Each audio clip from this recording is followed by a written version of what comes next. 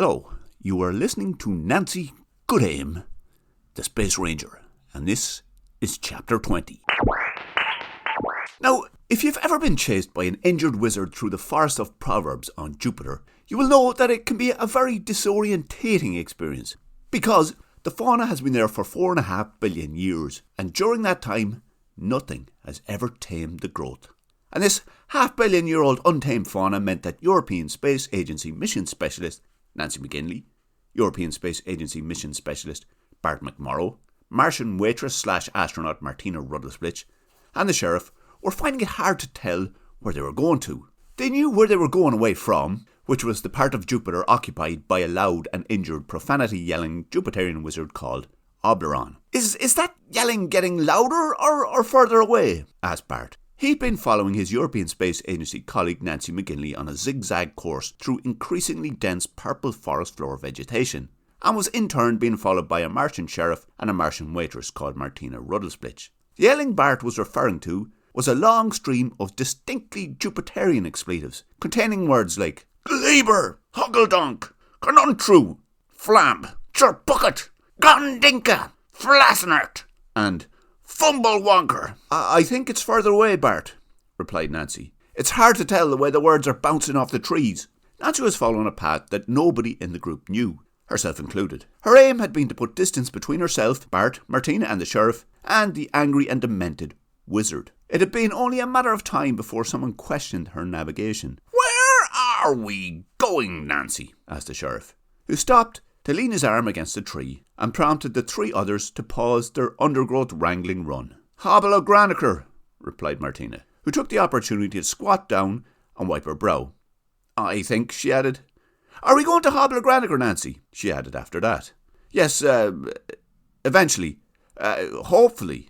We should try and rescue the Jupiterians first, though. That, Nancy, would be impossible, explained the sheriff. Because the wizard got the best of me, and I am by far the strongest and most capable in this group.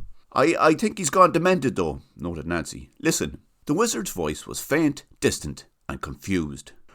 I will summon the devil to punish you, sheriff. You think you can have away with my washerwoman and my girlfriend in one treacherous act? You hobble-down flump of a gleber. I am going to destroy you if it's the last thing I do.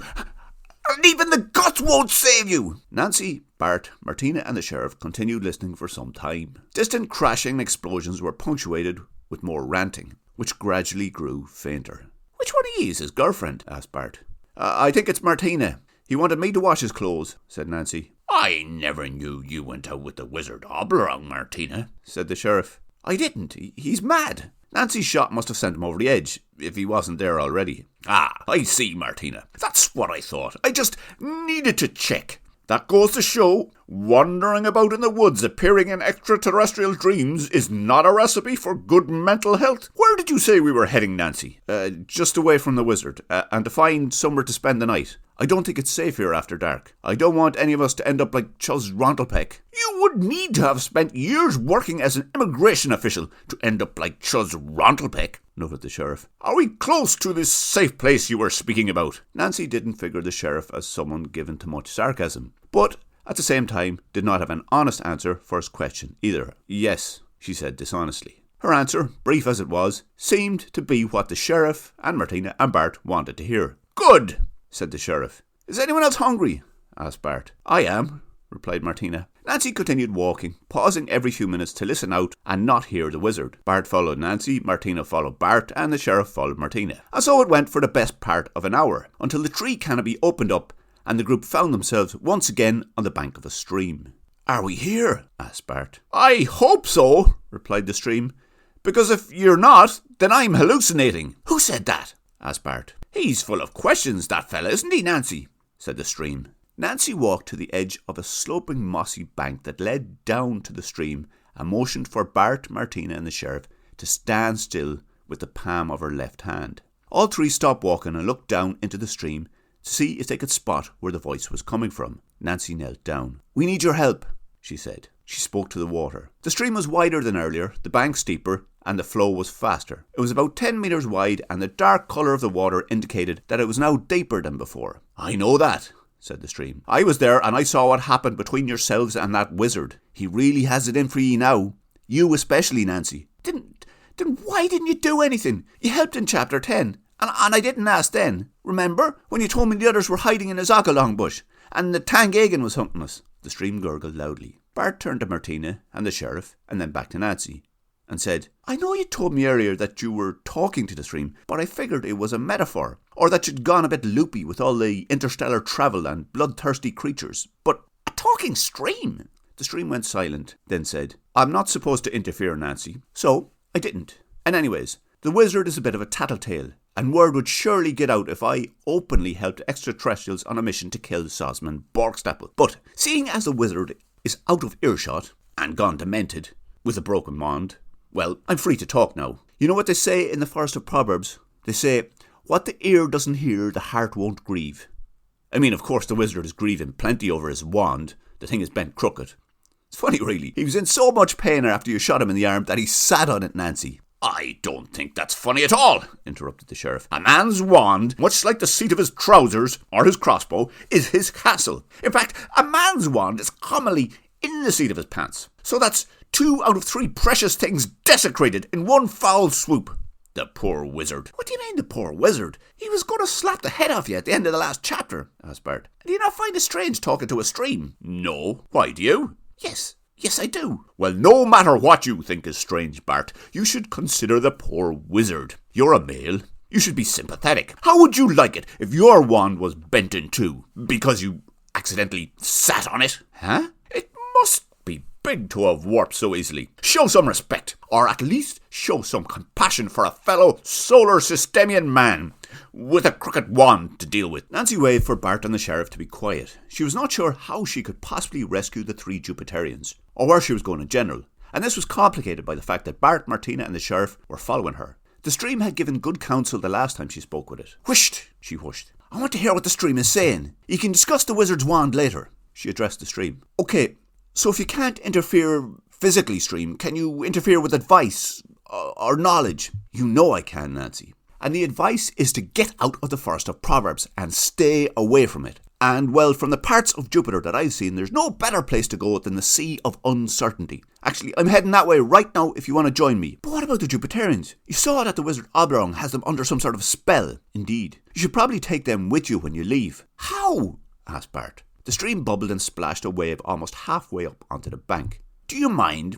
I was talking to Nancy, not you, replied the stream. Now, Nancy, there are a number of things you could do to free your friends, but probably the easiest thing would be to convince them that the magic Oberon used on them is not real. It's a well-known fact that once you stop believing in magic, it stops working. So just convince them that their upright, captive, vibrating predicament is all smoke, strings and mirrors. Oh wait, will you ask me how you should get out onto the Sea of Uncertainty? Because if you were, then the answer is to take a falafel bomb. Bart looked at Nancy and then back to the stream.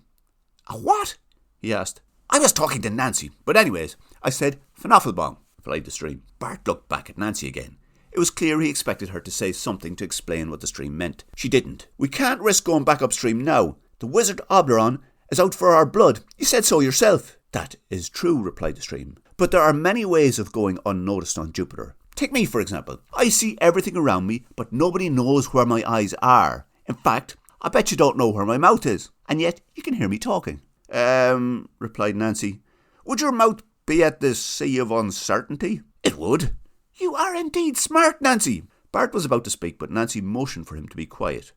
Right, what would be one of the many ways of going unnoticed on Jupiter, other than being you? She asked. For you and your 3 friends, a good way would be to get hold of the ladder of insignificance. Bart shook his head and tried to speak again, but Nancy spoke before he said a word. How or where do we get that?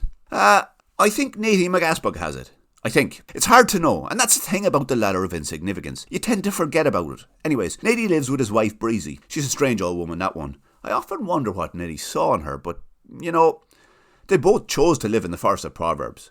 Chose to. Of their own free will. So I suppose that makes them both a bit, strange. Still, she's a weird one.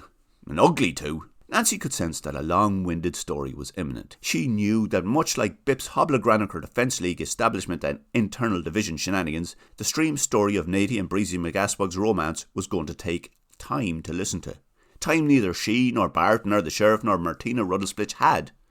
"That's nice," she said. "How far is it to where they live?" I suppose it was something to do with the fact that the pair of them liked to wander about bollock naked. Made them stand out in the upworld cities. Although, if they had the ladder of insignificance back then, standing out wouldn't have been a problem. Nancy glanced impatiently behind her. "Well, what are you keeping an ear out for the wizard?" Martina nodded and turned away from the stream to face back into the woods. She heard nothing except the whistling of spontalligers and the bubbling of the stream behind her. Nancy glanced at Bart and gave him a "just keep your mouth shut" stare before she spoke again. "Sorry, Stream, where do this couple live? The McAspugs? I used to know well where they lived, but my memory has been hazy ever since Natty borrowed the ladder of insignificance. Their home definitely is on one of my banks. The left one. Sorry, no, the right one, as you're facing forward. And probably not far." "Downstream?" suggested Nancy. "Almost certainly, because that is probably the type of place the McAspugs would both like to live. You know, with access to both spontalligers and a trade route. Perfect for shipping crates of spontalligers out to the cities, I'd say. Anyways, they used to ship the spontalligers out in large, self-aware crates. Well, self-aware is a bit of a stretch, but the crates were robotic and could float, had motors, and knew enough of the universe to understand their purpose was to transport spontalligers to the upland cities, and come back with supplies to a pair of bollock-naked Jupiterians. I doubt those crates thought about much else. Maybe they're still operating. Actually, if you see a crate taking itself off for a trip down the river, you're almost certainly near where the McAspugs live." "So, downstream is the way then?" "Definitely, I'd say. In fact, I think I can remember where they live. And I suppose it wouldn't count as interference if I showed you the way. After all, I'd be just following my course, and you would be just following the plot." A large bubble of water burst to the surface in the centre of the stream. "Nancy, there's something else you should know." "I think I can hear the wizard again," said Martina. "That is what I was about to say, Martina," noted the stream. "Well, not exactly that. I was going to warn Nancy that the wizard was on his way, but close enough. In any case, you should all follow me. I leave a trail of bubbles, so if anyone asks, I wasn't helping extraterrestrials on a quest to butcher the nice leader of this planet." "What is the wizard saying, Martina?" asked Nancy. "Hard to hear. Something about torturing the sheriff, I think," replied Martina. "We should go." "Yes, good idea," agreed the sheriff. "Let's follow the bubbles, like the stream is not suggesting." "Thanks for keeping the secret, fat man," said the stream. "The Book of Bonglon forbids contact between mortal creatures and magical entities. I think it's a load of bollocks myself, but you're best to go along with it on Jupiter, if you know what I mean. By the way, the wizard is very close now. Come on," urged Nancy. And so, for the second time that day, Nancy began directing Bart, Martina and the sheriff on a path away from an injured and demented wizard. But this time, she had a destination, of sorts. The group hadn't gone more than 10 metres when the sheriff stopped to question what he was doing. "Hang on," he said. "That makes no sense. I don't see how the wizard could have broken his magic utensils by sitting on it. Those things are flexible and shouldn't deform easily. At least not that easily." "Are you still whittering on about the wizard's wand, Sheriff?" asked Nancy. "Yes. Well, it was fairly small and narrow. At least the one I saw was. So I'm not surprised it broke easily. Now come on, we don't have time for this." "The wizard showed you his wand? Are you sure it's not you that is the wizard's girlfriend, Nancy, and not Martina?" "Neither of us are his girlfriend," snapped Martina. "The man is demented." "Well, you would be too if you'd just broken your wand," noted the sheriff. "Am I right, Bart?" "I have no idea what you're on about, Sheriff, but wand must mean something else on Jupiter. Sorry, I mean Mars. Anyways, with respect, could you shut your pie hole till we get and do whatever the stream and Nancy had planned?" Bart's response inspired several seconds of silence. The silence was filled with the voice of a distant but advancing rant. The rant went something along the lines of, "Extraterrestrials, flugged up and whickled for the time I gave to you, the Fongalurus. I'm gonna enjoy the pain of ripping the Von Trugel club straight out of obbling on my wand, my lovely wand. I just can't believe it's broken. Sheriff, if you can hear me, you're going to die by my hand." "Okay, I'll be quiet, but not because you asked, Bart. Because I have chosen to," noted the sheriff. And so it was that once again Nancy, Bart, Martina and the sheriff retaliated their chase, and were soon at a place where the stream widened to what could be better described as a river. The bubbles continued appearing in the river, and Nancy continued to carefully match their pace as they moved downstream. Now, if you've never visited Breezy and Natty McAspug at their treehouse home in the Forest of Proverbs on Jupiter, then you won't know that it is sited at a bend in the stream/river/striver, close, but not too close, to the edge of the Sea of Uncertainty. Close enough to make it easy for autonomous robot transporters to motor their way upriver, unload supplies and unload spontalligers, but not so close that their dwelling could be easily found. This meant that Breezy and Natty can, or could, enjoy a life of nudity in comfort thanks to the plentiful spontalagers that manned for them in the upland cities and 24 mute transport machines. By the way, and just for reference, the robot transporters are 3 meters cubed in size, made of tantalium, and have small propellers and fins to guide them along. They are generally ignored outside of the times they pooter themselves into the robotic clutches of the machines operating at the harbour/warehouse labelled McGaspug Spontalagers in Claspabron, and also when they pooter into a bend of the river running through the valley of Pollinasp that is close but not too close to the edge of the Sea of Uncertainty. Anyways, this bend in the river was where the bubbles appearing in the stream that Nancy had been following stopped. Right, Nancy, this is the place. If you walk a little further round the bend, you will see a treehouse. That is where the McGasbugs live. Nancy stopped walking. So did Bart and Martina and the sheriff. Oh, okay, and so, right, so if we get hold of this ladder of insignificance, it'll make us invisible to the wizard Obleron. It will make you invisible to everyone and everything, which has the potential to be useful, although it's hard to tell if it is, as no one has ever heard from anyone who used it. Although, come to think of it, that stands to reason. Anyways, I think I've helped enough. Remember, if anyone asks, I had nothing to do with you getting here. And, Nancy, between you and me, I'd be glad to see the end of Sosman's rule. You know, when I said earlier that if anyone asks, you should say that I wasn't helping extraterrestrials on a quest to butcher the nice leader of this planet? Yes, said Nancy. I was being sarcastic, continued the stream. Well, not about the not technically helping ye bit. That much is true.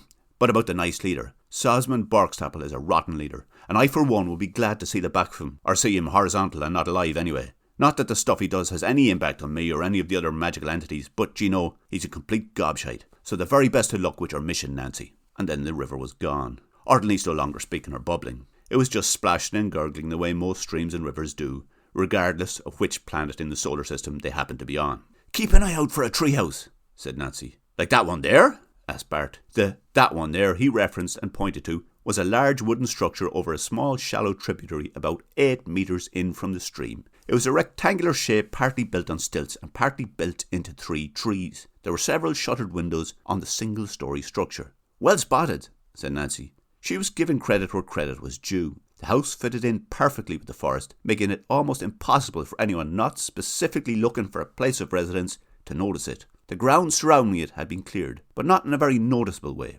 I spotted it first, noted the sheriff, but thought it was better to let ye 3 spot it yourselves. You know, it's good training for your eyes.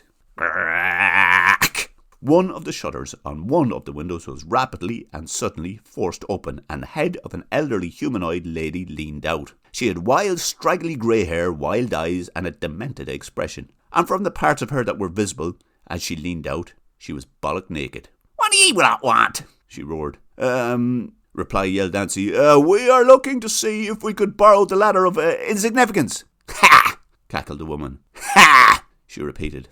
You'll be lucky. Neddy went off to fetch that many planetary cycles ago, died, and never returned. Ha! She added. Oh, yelled Nancy. Sorry to hear that. Don't be sorry.